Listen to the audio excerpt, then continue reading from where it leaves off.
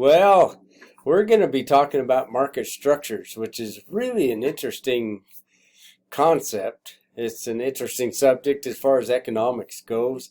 We've spent a lot of time on the baseline firm in the purely competitive type of market, and now we're going to look at some others. And these may be more applicable to what you'll eventually be involved in. A small business, typically, we jump into a business. There's a whole lot of substitutes for that particular good or service that we provide, and we try to do it better, for instance. And that might be an example of a monopolistically competitive market.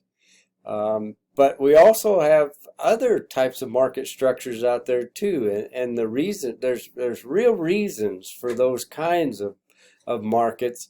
We go all the way to where the actual firm is the market, and that'd be an example of a monopoly, such as an electric company that owns the power plants, the distribution lines, and actually interacts directly with the customer in that case.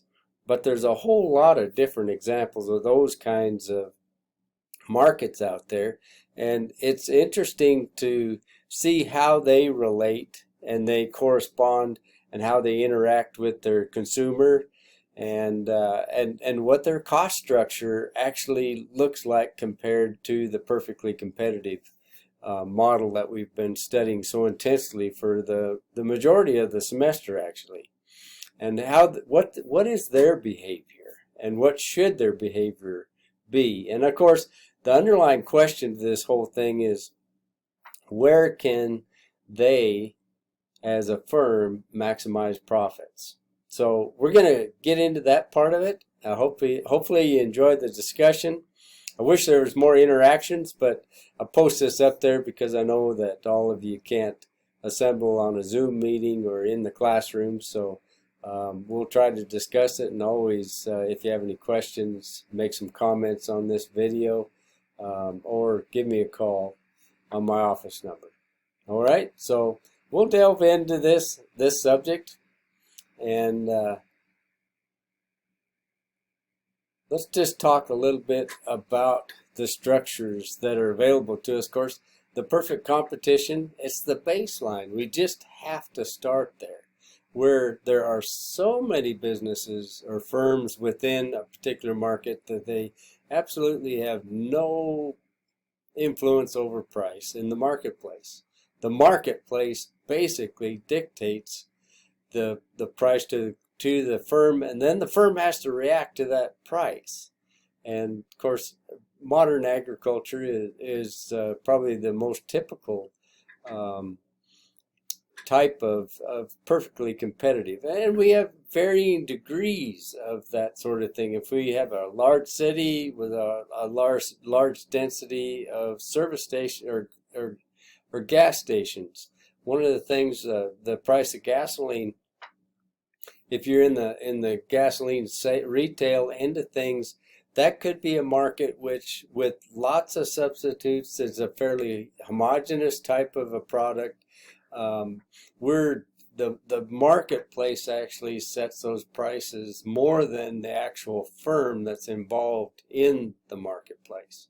Okay, so as we concentrate the number of firms within a marketplace, we typically get more effect and have more influence over the price, although we can prove that actually we don't have total price in any marketplace, because the consumer has ultimate control over the price, and they can choose not to consume those particular goods and services, or they can choose to actually consume that.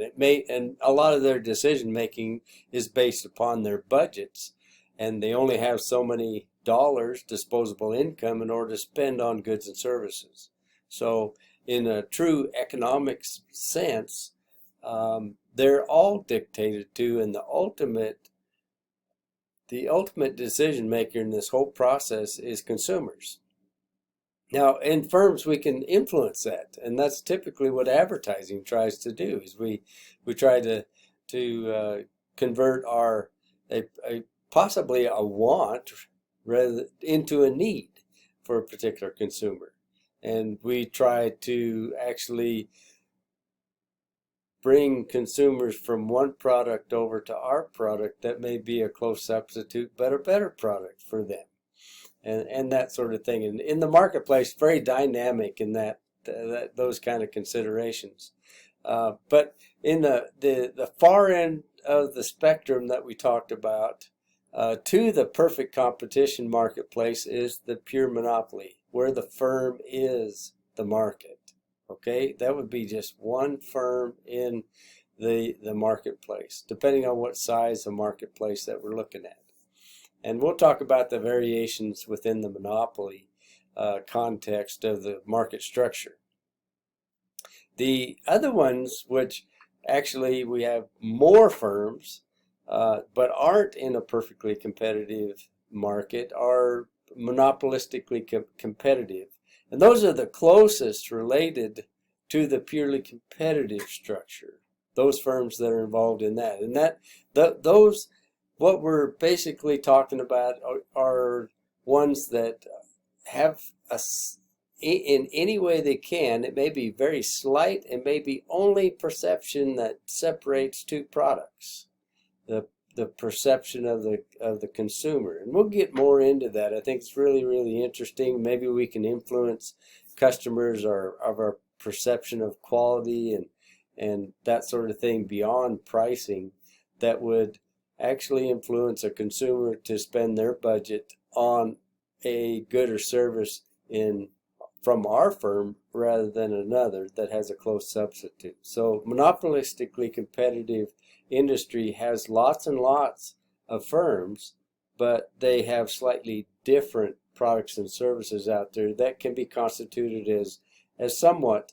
or very likely substitutes to one another, that they're competing for those dollars that are in the consumer's budgets.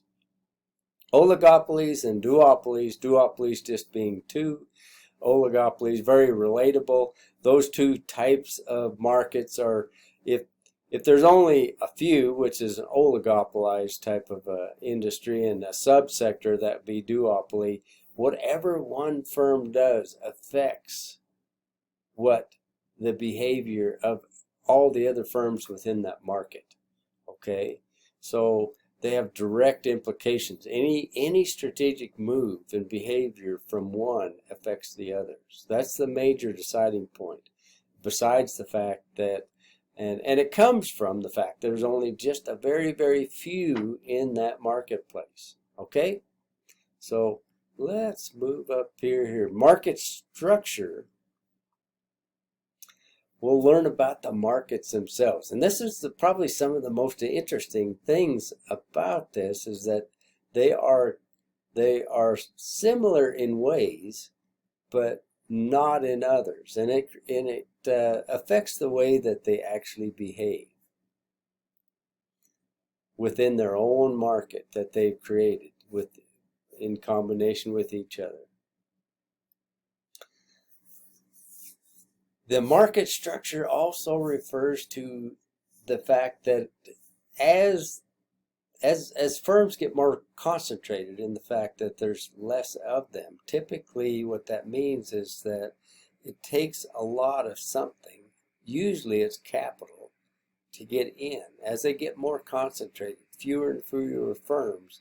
And you think about an electric company that owns the power plants and maybe even owns the railroads to get the coal to the power plant, or the energy source to the power plant, and then the transmission lines and all of that interaction between consumer, owns it from the very bottom to the very top to the consumer, is highly capitalized. And you know, I talked to a lot of my ag students, and they said, well, it costs a lot of money to be in ranching or farming. Look at how much land costs. And it may cost in the millions of dollars to be involved in agriculture. But we're talking about electric power companies. One of these power plants along the Platte River might cost, in order to assemble with new technology and all of that, $100 billion. Just a short while ago, I know it was up to about $50 billion to replace a power plant. So, I mean, just for one component of their integration and system for that marketplace, just cost is highly capitalized. And that's why we have shareholders, and most of those companies are public or in a co-op fashion. Maybe they're even owned by those people that are actually consuming the product. Okay, so they've got a lot of people participating. I do have these notes available to you in at just below here, which you can actually pull up and print out and make some notes. And I was going to tell you this before I started into my lecture, but anyway, here's a video that's available to you just talking about the airlines, which is an example of a oligopolized type of industry. We've got 3 or 4 major players that actually transport people around the globe, and especially in this country, if we talk about one marketplace that's been oligopolized. And one, I mean, just for an instance, in the airline industry, we talk about if there's a price war, if one airline actually decides to lower their prices, then generally what we see is the effect and behavior of the others is to lower those fares as well, because they're taking away some of the market that those other firms had originally. So there definitely any step in one direction or the other of one firm affects all those others in that marketplace with an oligopolized market.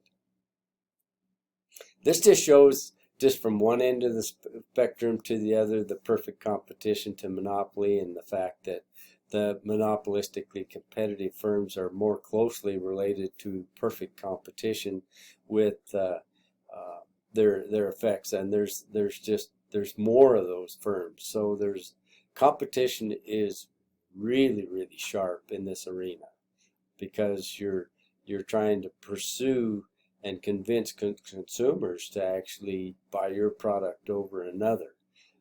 The choices in the marketplace, as we concentrate those firms and get on to more of the monopolized and oligopolized side of the spectrum, is that the consumer has fewer and fewer choices, and consequently those firms have more impact on their price, influence and impact on their pricing of their product and service. So just to kind of recap a little bit, in an oligopoly structure marketplace, there's fewer firms, and it's difficult to enter. Not everybody's going to start up a new airline. It's highly capitalized in order to get into that kind of a marketplace. And in a monopolistically competitive structure, many firms with fewer barriers. I'm just trying to separate myself, whether it be through perception or real differences within my product, in order to compete for that consumer's budget.